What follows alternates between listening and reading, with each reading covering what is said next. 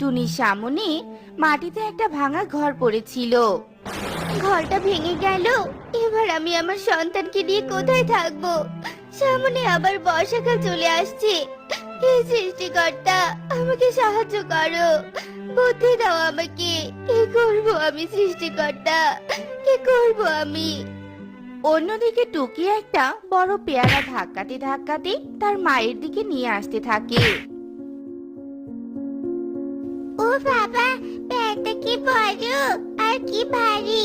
আমার শরীর তো ঘেমে যাচ্ছে, আমি আর পাচ্ছি না।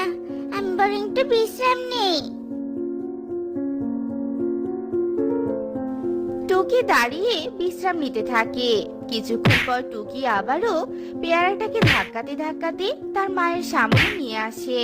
টুনি এত বড় পেয়ারা দেখে বলতে থাকে, এ কি মা টুকি, তুই এত বড় পেয়ারা কোথায় পেলি? আর এটা দিয়ে কি করবি? মা, আমাদের ঘরটা তো ভেঙে গেছে, তাই আমরা এই পেয়ারাটা দিয়ে ঘর বানাবো, এটাতে থাকবো মা। আরে টুকি মা, তুই তো বেশ ভালো বুদ্ধি বের করেছিস। তুই দাঁড়া, আমি ঘর বানানোর যন্ত্রপাতি নিয়ে আসছি। টনি যন্ত্রপাতি নিয়ে আসে আর বড় পেয়ারাটা দিয়ে একটা সুন্দর ঘর তৈরি করে। টনি ঘরটা দেখে বলতে থাকে, এই পেয়ারা ঘরটা রং করলে অনেক সুন্দর দেখাবে। টুকি মা, তুই বাজার থেকে রং কিনে আনতো, আমি ততক্ষণে ঘরটা গাছের ডালে বেঁধে ফেলি। টুকি টুনির কথা মতো বাজারে চলে যায় রং আনতে। এদিকে টুনি পেয়ারা ঘরটা গাছের ডালে বাঁধে। কিছুক্ষণ পর টুকি রং নিয়ে আসে আর টুনি পেয়ারা ঘরটা রং করে। এরপর ওরা ওই ঘরের ভিতর প্রবেশ করে। ঘরের ব্যবস্থা তো হলো, এবার যে কি করে সংসার চালাবো তাই তো বুঝতে পারছি না।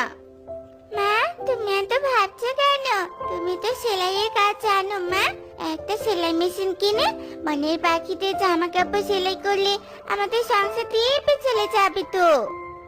আরে তাই তো, এই না হলো আমার বুদ্ধিমতী মেয়ে, আমি কালকে সেলাই মেশিন কিনবো। অন্যদিকে যজ্ঞ আর কণিকা টুনিদের পাশেই থাকতো।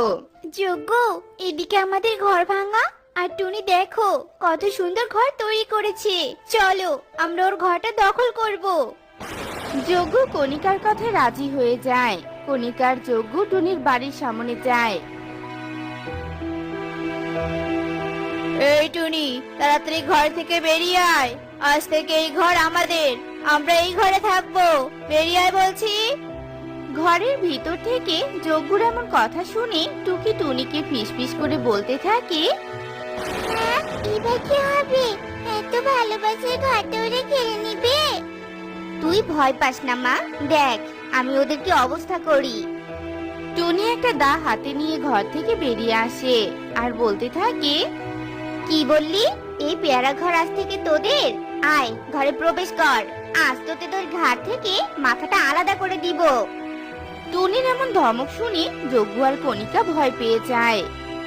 যজ্ঞ, এখানে আর থাকা যাবে না, আমাদের ঘর লাগবে না, চলো চলো তাড়াতাড়ি চলো। এরপর ভয় পেয়ে যজ্ঞ আর কণিকা ওখান থেকে পালিয়ে যায়। ছোট টুনি, তুই আমাদের আজকে অনেক বড় অপমান করেছিস, এর প্রতিশোধ তো আমি সুযোগ বুঝে পরিশোধ করবই করব। পরের দিন টুনি একটা সেলাই মেশিন কিনে আনে। টুনির কাছে বনের সব পাখি তাদের জামা কাপড় সেলাই করতে দেয়। টুনি অনেক সততার সাথে তার কাজ সম্পূর্ণ করে। টুনি ধীরে ধীরে ধনী হতে থাকে।